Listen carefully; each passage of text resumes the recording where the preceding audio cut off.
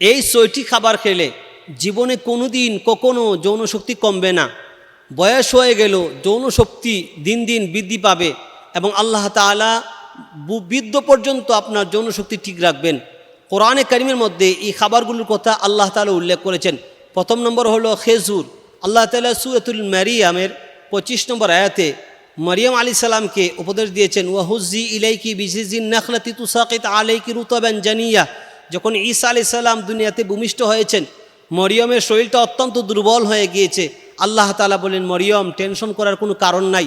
তুমি যে খেজুর গাছে আসো, তোমার খেজুর গাছের নিচে তুমি খেজুর গাছের শুয়ে ধরে নাড়া দাও, ঢালে ধরে নাড়া দাও, অটোমেটিক তাজা পাকনা কাঁচা খেজুরগুলো পড়বে, তুমি এগুলো ভক্ষণ করবে, কারণ এটার মধ্যে অত্যন্ত পুষ্টিকর এবং খাবার রয়েছে। বর্তমান সায়েন্স বলতেছে যে খেজুর হলো সুপার ফুড, এটার মধ্যে সব ধরনের ক্যালসিয়াম আছে। একটা বাচ্চা, ছোটো বাচ্চাও যদি শুধু খেজুর খায়, কোনো ধরনের ভিটামিন তার ঘাটতি হবে না। তাই খেজুর পৃথিবীর মধ্যে সবচেয়ে জনপ্রিয় এবং পারফেক্ট একটা খাবার। এটা কম খেলেও শরীরে এনার্জি থাকে এবং এটা যৌনশক্তির জন্য অত্যন্ত কার্যকরী। তাই যারা নিয়মিত খেজুর খাবে, আল্লাহ তাআলা তাদের মরণ পর্যন্ত যৌনশক্তি ঠিক রাখবেন। স্কিন নষ্ট হবে না, চেহারা ভালো থাকবে, চেহারা গ্লেজ মারবে। দ্বিতীয় নম্বর হলো ডিম। তবে যাদের অ্যালার্জি আছে হাঁসের ডিম খাবেন না, এবং যাদের হাই প্রেশার রয়েছে ভুলেও হাঁসের ডিম খাবেন না, এটা আপনার জন্য ক্ষতিকর। সুস্থ মানুষের জন্য ডিম এটা অত্যন্ত কার্যকরী। রাসূলের এক সাহাবী এসে বলতেছেন, ইয়া রাসূলুল্লাহ, আমার তো বাচ্চা হচ্ছে না। রাসূলুল্লাহ সাল্লাল্লাহু আলাইহি সাল্লাম বললেন, তুমি ডিম খাও। এই সাহাবী যখন ডিম খাওয়া শুরু করলেন, কিছুদিন পরে বাচ্চার সম্ভাবনা দেখা দিল। এসে বলল, ইয়া রাসূলুল্লাহ, আমার তো বাচ্চা হবে। রাসূল বললেন, আলহামদুলিল্লাহ, মাশাআল্লাহ, ডিম অত্যন্ত উপকারী। তৃতীয় নম্বর হলো সিরকা।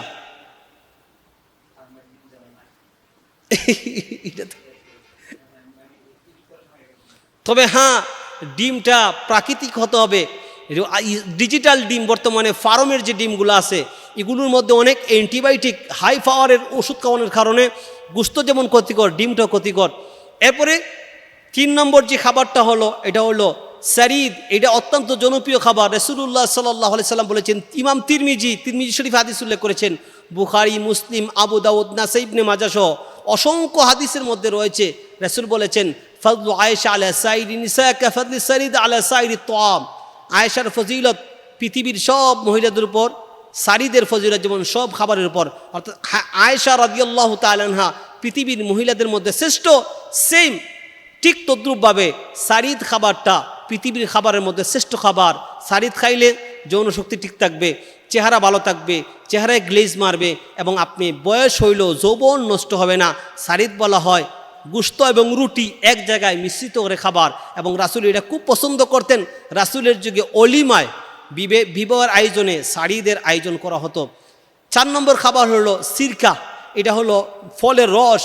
রাসূলুল্লাহ সাল্লাল্লাহু আলাইহি সাল্লাম বিশেষ করে আঙ্গুরের রস, আঙ্গুরের জুস যেগুলো হয়, এগুলোকে অনেক পছন্দ করতেন। তবে আমাদের বাজার জাতীয় এগুলো নয়, এগুলোর মধ্যে একটা ফ্লেভার মেরে, না আঙ্গুর আছে না আঙ্গুরের কোনো রস আছে, একটা ফ্লেভার দিয়ে এটা খাওয়ানো হয় এবং প্রচুর পরিমাণে সুগার দেওয়া হয়, যা স্বাস্থ্যের জন্য ক্ষতিকর। 5 নম্বর খাবার হলো দুধ। আল্লাহ কোরআনে কারীমে সূরাতুন নাহলের 66 নম্বর আয়াতের মধ্যে বলেছেন, ওয়া ইন্না লাকুম ফিল আনামি লাইবরাহ নুসকিকুম মিম্মা ফি বুতুনিহি মিন বাইনি ফারথি ওয়া দামিন লাবানান খালিসান সাইগাল লিশ-শারিবিন। আল্লাহ বলেছেন, চতুষ্পদ জানোয়ার তোমাদের জন্য অত্যন্ত একটা উদাহরণ, এক্সাম্পল।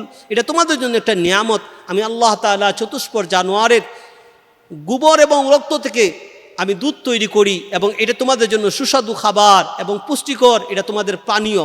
বর্তমান ডাক্তাররা বলতেছে দুধ এটা একটা খাবারও, আবার এটা একটা পানীয়। দুধ পান করলে যেমনভাবে খাবারের চাহিদা পূরণ হয়, পানির পিপাসাও দূর হয়, তৃষ্ণাও মিটে যায়। তাই দুধ এটা অত্যন্ত স্বাস্থ্যসম্মত খাবার এবং এটা অত্যন্ত যৌন চাহিদা বৃদ্ধির একটা খাবার। কেউ যদি নিয়মিত দুধ খায়, দুধ পান করে, তাহলে আল্লাহ তাআলা তার যৌবন শক্তিশালী করে দিবেন, স্ট্রং করে দিবেন। তবে যাদের হাই প্রেশার রয়েছে, আপনারা ভুলেও দুধ বেশি খাবেন না, এটা আপনার জন্য ক্ষতিকর হবে। অথবা দুধ খাওয়ার পরে যদি কারো শরীরে কোনো সমস্যা দেখা দেয়, তাহলে আপনারা এই দুধ থেকে বিরত থাকবেন। 6 নম্বর হলো মধু। আল্লাহ কোরআনে কারীমের মধ্যে মধু সম্পর্কে আলোচনা করেছেন, ওয়াখরুজু মিন বুতুনিহা শারাবুন মুখতালিফুন আলওয়ানু। আল্লাহ রাব্বুল আলামিন মধু সম্পর্কে আলোচনা করেছেন, হুয়া শিফাউল লিন্নাস। মধু হলো মানুষের জন্য একটা মহা ওষুধ। শুধু ওষুধ নয়, যারা নিয়মিত মধু পান করেন, আল্লাহ তাআলা তাদের যৌন শক্তি বৃদ্ধি করে দিবেন, তাদের শরীরটা স্ট্রং করে দিবেন। তারা বৃদ্ধ হইলে চেহারা নষ্ট হবে না, যৌবন নষ্ট হবে না, মরণ পর্যন্ত আজীবন তাদের যৌবন থাকবে। আল্লাহ তাআলা আমাদেরকে এই 6টি খাবার নিয়মিত খাওয়ার তৌফিক দান করুন, আমিন।